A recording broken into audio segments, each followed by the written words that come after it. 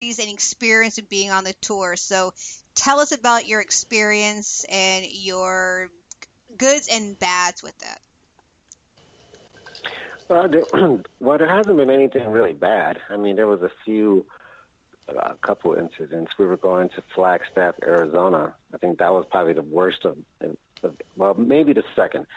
We were on our way to Flagstaff, and it's 10 degrees or something like that. I think with the heat index, it was like 115 or something like that on in the middle of the highway out there. And I had my trailer, and the pavement was so hot that it burned the rubber off the back tire of the trailer, which means it could have, did some crazy wiggling, and we're doing 80-something miles an hour, But, yeah, we had to pull over, get AAA, disconnect the trailer and all that stuff, go into town, change it up, do all that kind of mess, and then hightail it into Flagstaff, in a matter of hours. And we were like 8 hours away. So that was crazy. And we get there, we had no time to do anything except set up the whole entire stage, do the show, and then leave right after that. Oh, so wow. That was pretty crazy. That was pretty crazy as far as that experience. But everything else on the tour has been magnificently amazing. Just every place, every city, the difference between the crowds are just it's wow. We went to Texas and we had 3 sold out shows, and all of them were thousands of people out there, and each show looked like an ocean. And it was just that kind of energy is almost wow. It's just nothing like it. There's no drug like it. There's nothing like that when you can walk and you can just feel it's almost like electricity. You know what I mean? You can feel this energy between you and there's thousands of people out there waiting for you. Mm-hmm. And we're walking behind the stage, and they get one glimpse, and the whole place just goes on the uproar. You can feel it on the ground. I was like, now this is insane. This is wow. So it's every city's been amazing. Do you have a favorite city so far that you've played in them, where it's just been this is the epitome of all the shows on this tour, this city right here? That's kind of hard to say because every show has its dynamic. That's very hard for me to say that. Wow, this city or this place was just top small. I mean, there's different shows we've done in California, and there was one of them in particular. It was an all-age show, and this little girl was with her mom. She must have been at least, I'm guessing, 6 or 7, and she knew every lyric to every Prince song. She's literally singing it right there in front of us, and oh, yeah, you can see her just singing up. She's standing up, and she was getting a lot of attention. They were little girl knows the lyrics to that damn song. I don't even know the lyrics to that song, people in the crowd. And I actually brought her up on stage, and I kept her up there for about, a couple of minutes, and she was just in heaven, dancing, putting her arms up, singing along. That was probably one of the most highlighted moments that I love to watch, when you can actually see somebody that young of age experiencing what we've been experiencing for years, Right. And it's just that is the magical part that I love watching right there, and then looking at the crowd and seeing all different kind of people, different ages, different everything. That's one thing about this kind of show. It ain't like you go to a metal show and you see one thing: long-haired lizard dudes. And that's it, or you go to another show like the blues, and everybody's senior citizens, and they're just yeah, we lost Mary Beth, I lost my tractor, I got to drink about it and sing about it, No, but yeah, these shows they definitely bring in some. Wow, it's just exciting. Cool. What kind of have the crowds been really consistent with every show, or do you go to some places that just who knows, the word just didn't get out or something, and you just got small kind of crowds, or have they all been? Most of the crowds have been really good, and a lot of them were sold out, and then a few of them were just like what you just mentioned, where we just really mellow. And I don't know if it was just a matter of people couldn't get out or just stayed a week or time or whatever. And it was not like really big, but it was still cool. You know, I mean, there's a good certain amount of people. And it's like, sometimes you look at it like, wow, we're having our own little personal party. But it's like, that's how many people are here, you know. And to me, I still do the same show. Like, oh, there's only 50 people here. They're just going to get half of it. Oh, no, I give them the same freaking 1,000% I would do at any capacity. Because you never know. I mean, these are the people, out of those people, they will probably be the ones that would even, you know, keep supporting you, keep checking you out, and being part of this whole thing with you just because you gave them that much. That doesn't. I don't see any artists should limit themselves based on who's in the crowd. Yeah, Oh, absolutely. So there's somebody here with you, you know, and just, hey, let's do this. Let's do this together. What was the biggest crowd that you've had so far? Like, do you know any solid numbers?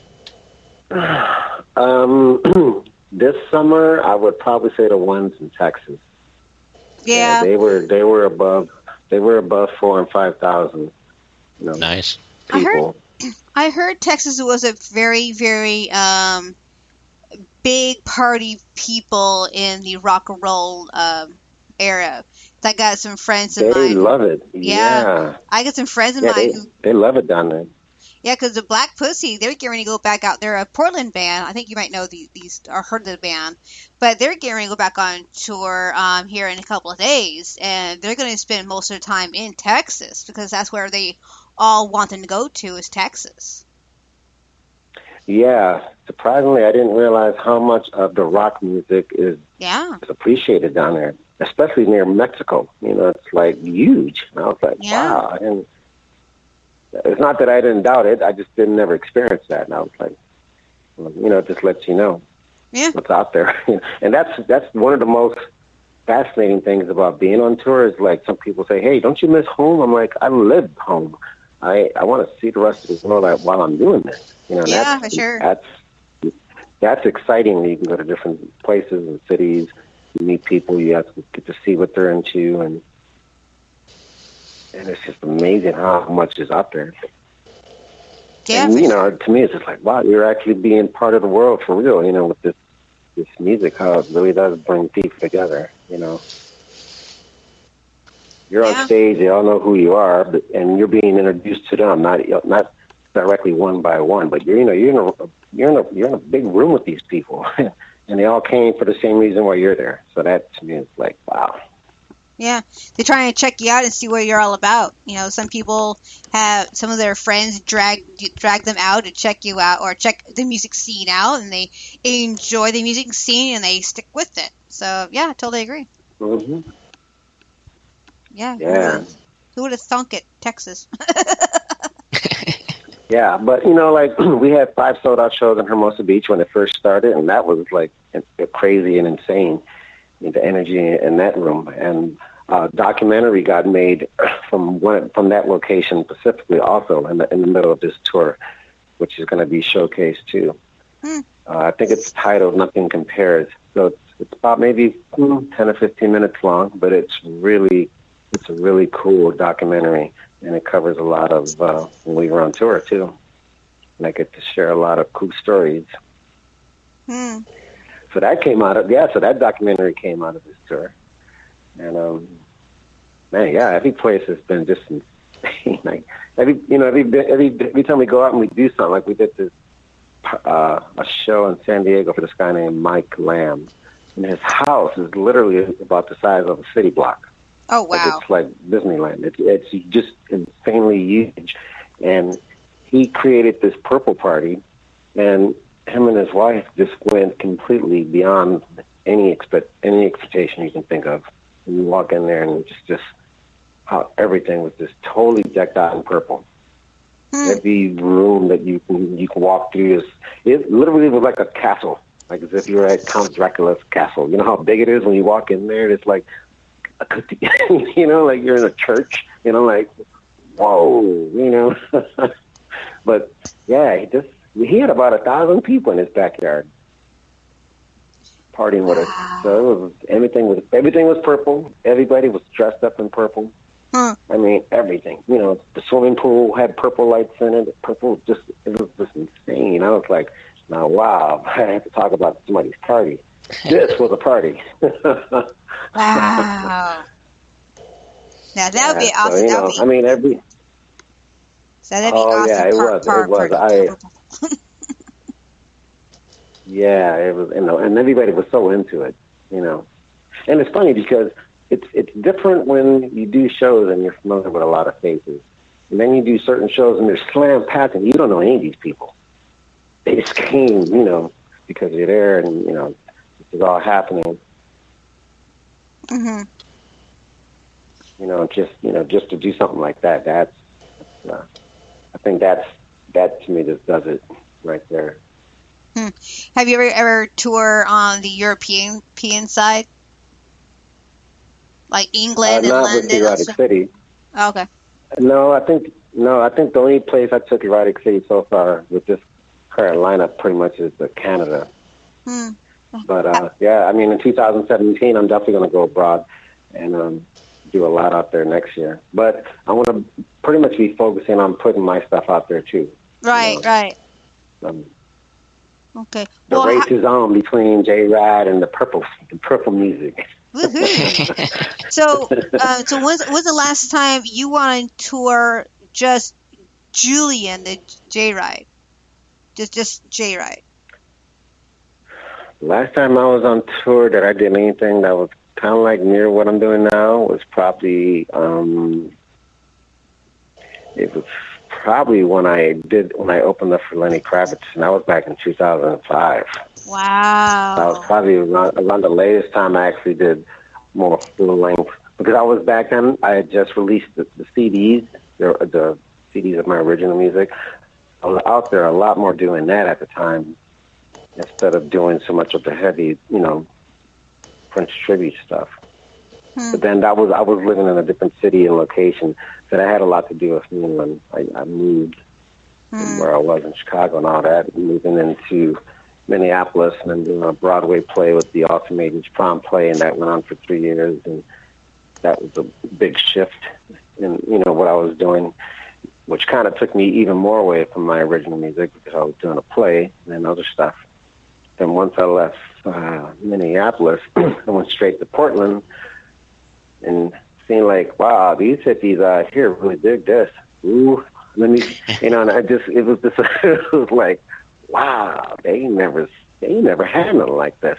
So, yeah, it was like I definitely made Portland my home and gave rebirth to the whole Erotic City thing at the same time, It's funny. So sometimes, like, just being in the U.S., you'll go to, if you're in a band, you'll play at a place that you've never really played before and you don't really know much about, and you think, well, there's not a whole lot that goes on here, and you're kind of nervous about it, but then they really, really love it. It's like playing in another country that's hearing like rock music for the very first time, like playing in some place like in Korea or places like that where they eat the stuff up, but they just never get it out there. Well, that's the reason why they do so, because they don't get it like we do. We're oversaturated with this stuff here in the States. You go to different countries like that, and, they know music exists, and they probably hear, the locals, but then you have something huge and exciting like what we bring them. Yeah, they go nuts down there over that. And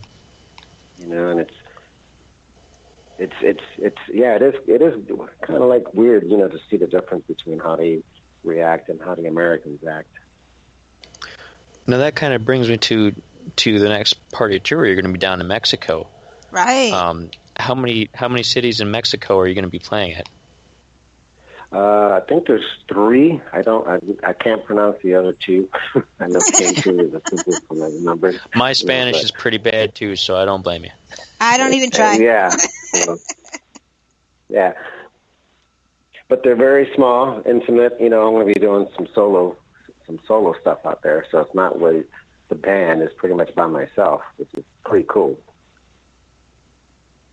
Cool. Now, when you do stuff just solo, is that more like acoustic stuff, or is that still like the rock thing but with a lot more like automated stuff?